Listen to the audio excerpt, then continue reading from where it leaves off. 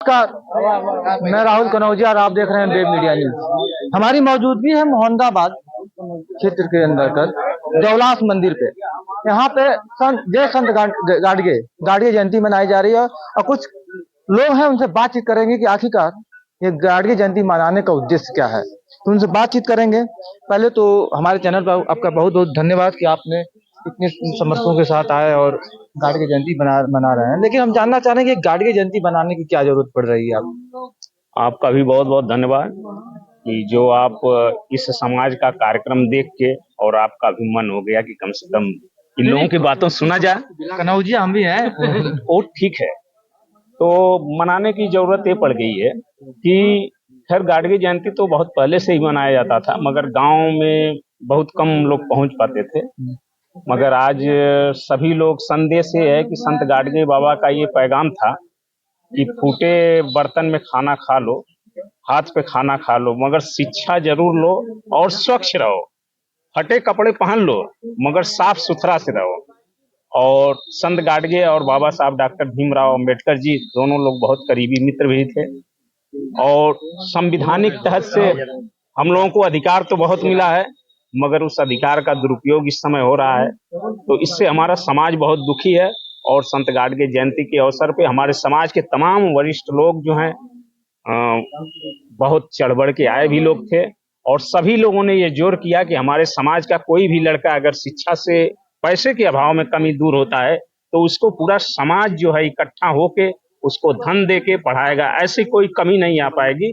हम लोग भले कपड़ा धो के अगर 1 रुपया चंदा देना पड़े, 10 रुपया अगर ऐसा व्यक्ति कोई मिलता है तो पूरा समाज उसको सहयोग करेगा पढ़ाने के लिए। कहीं ना कहीं आरोप लगता है कि जब तक अम्बेडकरवादी जनसभा होती है या फिर ऐसी सभा होती है तो कहीं ना कहीं ब्राह्मणों को आरोप लगा दिया जाता है कि ऐसे थे वैसे थे। तो क्या सही है किसी जाति को भावनाओं को ठेस पहुंचाना? बिल्कुल सत्य है। उन्हीं लोगों का बनाया है कि हम जो कपड़े धोते थे सभी लोग उस कपड़े को स्वच्छ मान के मंदिर, शादी, विवाह, अन्य शुभ अवसरों में पहन के जाते थे।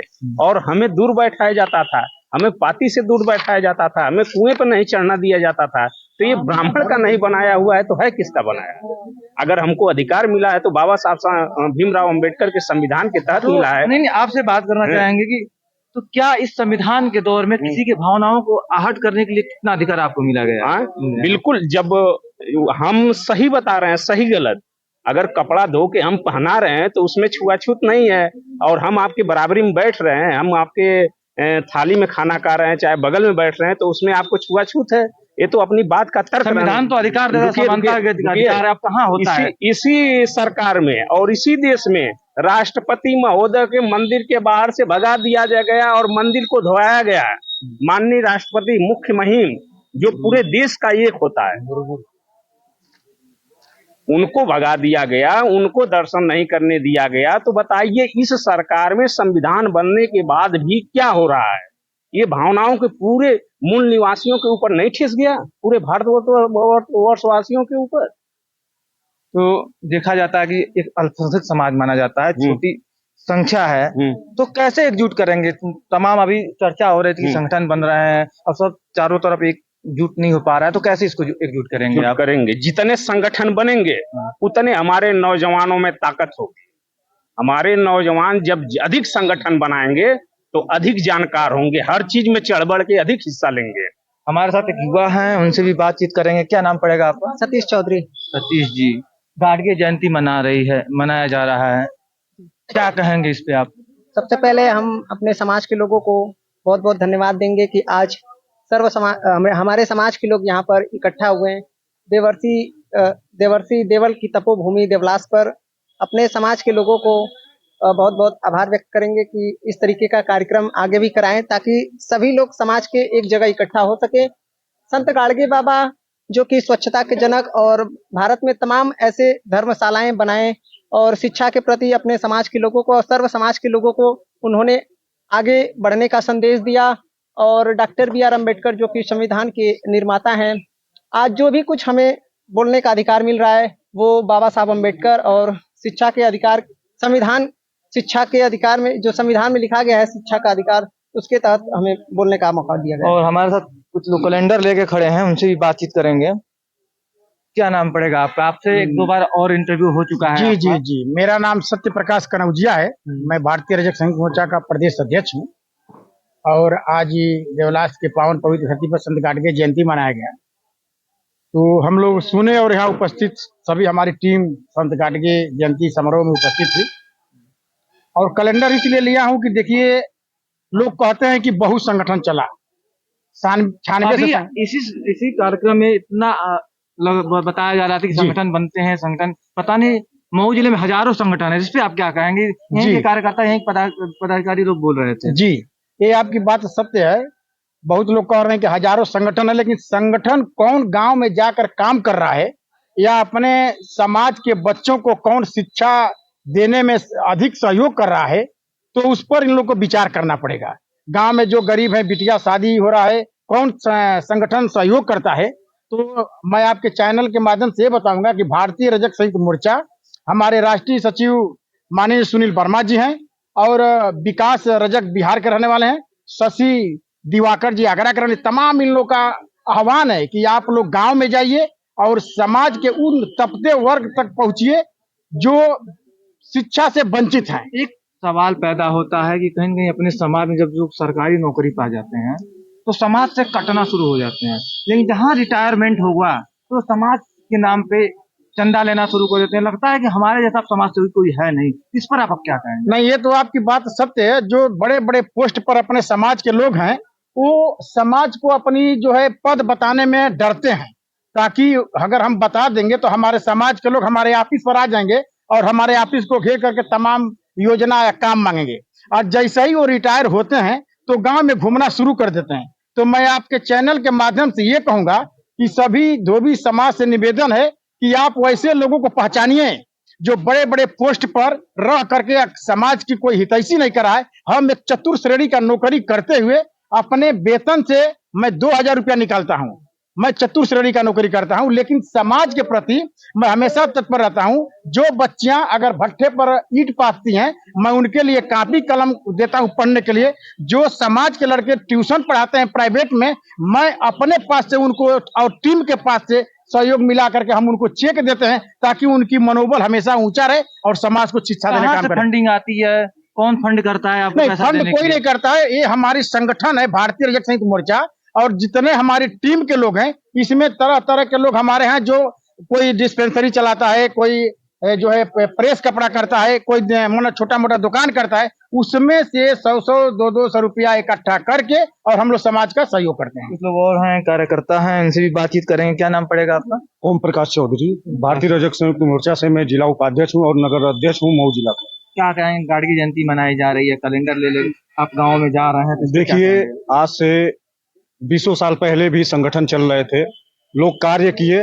कुछ लोगों का मैं धन्यवाद करना चाहूंगा कि जो अपने जाति के जो प्रेस करते थे, जो तो उनका एक रेट तय किया, उनको एक फिक्स किया कि गुरुवार की बंदी हो।